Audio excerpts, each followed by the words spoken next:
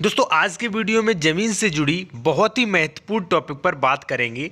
आज के टॉपिक पर बात करेंगे कि जो ज़मीन, चाहे वो घर हो, प्लॉट हो या मान लीजिए खेती की ज़मीन है, और वो यदि किसी व्यक्ति के नाम नहीं है, वो बहुत वर्षों से रह रहा, किसी व्यक्ति के नाम नहीं है, रजिस्ट्री उसने नहीं कराई थी, ना खरीदी थी वो ज़मीन, तो वो ज़मीन वह कैसे बेच सकता है, क्या प्रावधान है और कब बेच सकता है, कब नहीं बेच सकता है। ठीक है।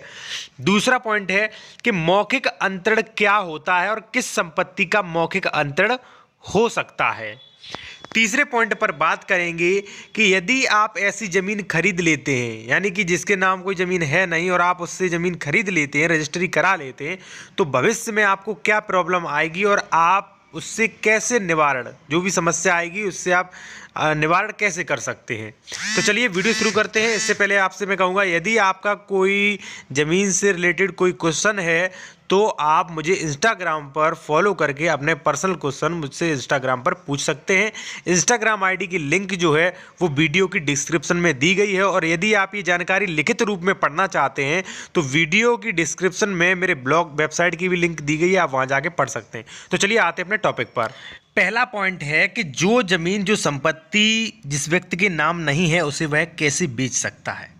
तो देखिए, इसके लिए मैं आपको बता दूं कि आपने अपने गाँवों में या गाँव में अधिकतर यही होता है, गाँवों में कई लोग ऐसा करते हैं कि जब भी वो अपना घर या मान लीजिए कोई भी जगह जो होती है वह बेचते हैं, तो जिस व्यक्ति को बेचते हैं उससे पैसे बातचीत कर लेते हैं और पैसे ले लेते हैं और वो घर खाली कर देते हैं, और जो व्यक्ति खरीदता है वो उस पर कब्जा कर लेता है।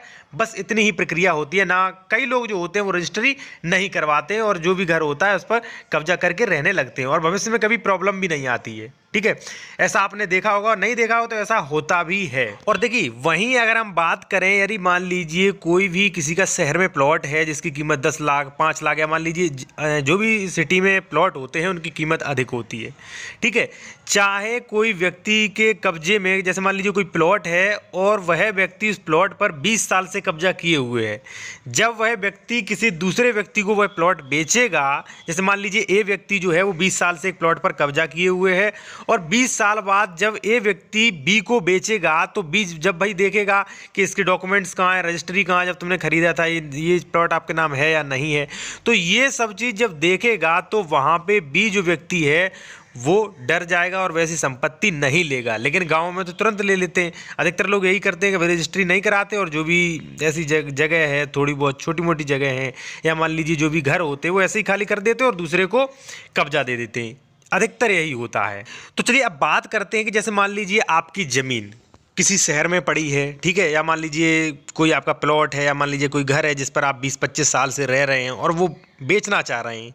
सपोज दैट, जैसे मान लीजिए आपने किसी सरकारी जगह में कब्जा कर लिया था 20 साल पहले या 25 साल पहले, और आपने वहाँ मकान बनवा लिया और 20-25 साल से रह रहे हैं, जो भी बिजली का बिल है वो सब आपके नाम आता है।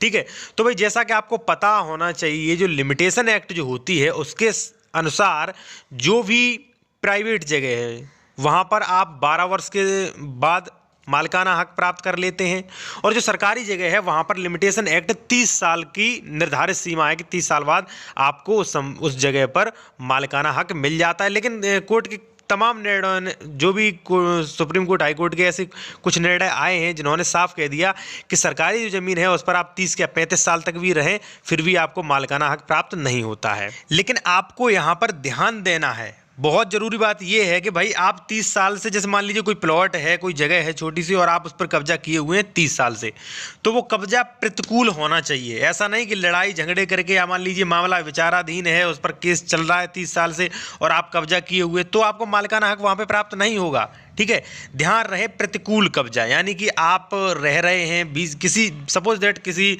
कोई जगह थी वहाँ पर आपने कब्जा कर लिया और 20 साल से आप उस पर रह रहे हैं, या मान लीजिए 35 साल से आप रह रहे हैं, मीटर जो भी बिजली का बिल है वो आपके नाम आ रहा है, तो भाई उसका जो मालिकाना हक है वो आपके हाथ में है और आप चाहे तो उसकी रजिस्ट्री भी कर सकते हैं। अब बात आती है भाई रजिस्ट्री कैसे कर देंगे जब आपके नाम ही नहीं है। देखिए, रजिस्ट्री जो होती है वह अधिक महत्व कब्जे को देती है। ठीक है। लेकिन उसमें ऐसा भी नहीं है कि भाई आप ज़बरदस्ती या मान लीजिए किसी को फ्रॉड करके आप किसी पर कब्जा कर लेते और रजिस्ट्री उसकी करा देते, फिर तो आप 420 में जेल में जाएंगे और ऐसी रजिस्ट्री अमान्य होगी। ठीक है, मैंने बात की है वहाँ पर, जैसे मान लीजिए मैंने अभी बताया था कि ये व्यक्ति जो है वो 35 साल से प्रतिकूल कब्जा किए हुए, बिना किसी लड़ाई के, बिना किसी केस, बिना किसी विवाद के उसका कब्जा जो है 30-35 साल से है।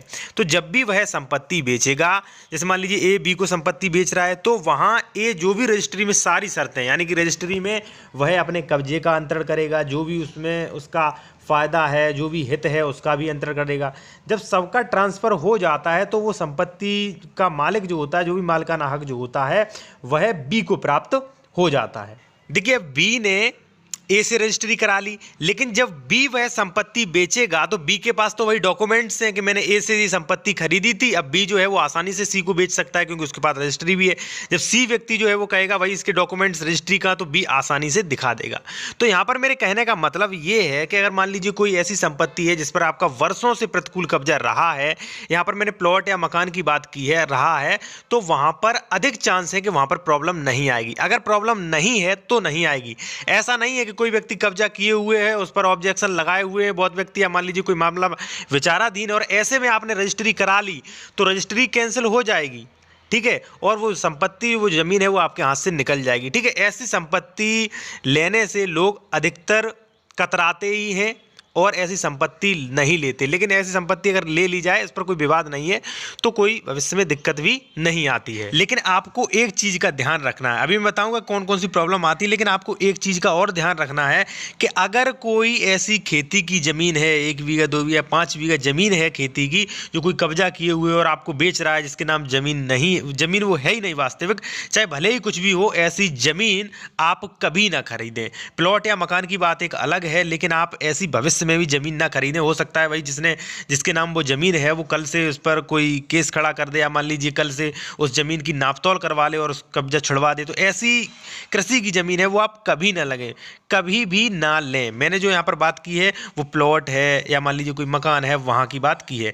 लेकिन अब बात करते हैं कि भाई भविष्य में आपको कौन कौन सी परेशानियाँ आ सकती हैं। देखिए, अगर आप ऐसी इस तरीके की यदि मान लीजिए आप प्लॉट या मकान खरीदते हैं, तो भविष्य में जैसे मान लीजिए उस पर कोई ऑब्जेक्शन पहले से किए हुए है और आपने खरीद लिया, तो वही वो करेगा, और कल से अगर प्रशासन ने उसकी बात सुन ली तो आपका कब्जा भी वहाँ से खाली हो जाएगा। अगर मान लीजिए आप सरकारी ज़मीन में पर मकान बनाए हो तो हो सकता है वो तोड़ भी दिया जाए। ठीक है, तो यदि मान लीजिए कोई ऑब्जेक्शन है, कोई विवाद है, कोई मामला विचाराधीन है, तो वहाँ पर दिक्कत कन्फर्म आएगी। अगर किसी को कोई ऑब्जेक्शन ही नहीं है तो आप खरीद सकते हैं, वहाँ पे कोई दिक्कत नहीं है। लेकिन मैं आपको सजेस्ट करूंगा कि आप कृषि की भूमि, इस प्रकार की जो भी कृषि की भूमि है वो आप कभी भी ना खरीदें। चलिए अब थोड़ा बात कर लेते हैं मौखिक अंतरण के बारे में। देखिए, अंतरण का मतलब होता है ट्रांसफर, यानी कि संपत्ति अंतरण अधिनियम, तो प्रॉपर्टी ट्रांसफर एक्ट हो गया। ठीक है, तो देखिए मैंने अभी बताया था कि गाँव में लोग अधिकतर क्या करते हैं, जो भी अपना घर या मान लीजिए छोटा मोटा प्लॉट बेचते हैं, तो वहाँ पर ऐसे ही मौखिक रूप से, यानी कि बातचीत करके और पैसे लेके दूसरे को कब्जा देते हैं। ये ही